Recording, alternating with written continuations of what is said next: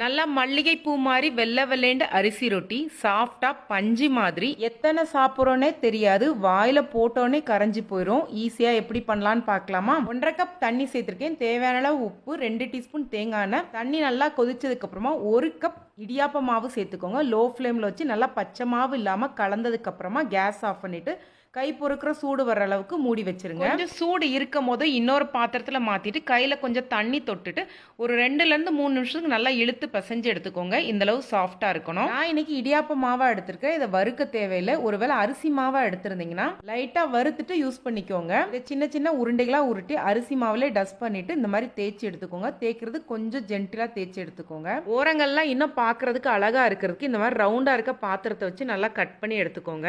இந்த மாதிரி எல்லாத்தையும் தேய்ச்சி ரெடி பண்ணதுக்கு அப்புறமா நல்லா சூடா இருக்க தவால போட்டுக்கோங்க. கொஞ்ச நேரம் லைட்டா உப்பி வரும், திருப்பி விட்டுருங்க.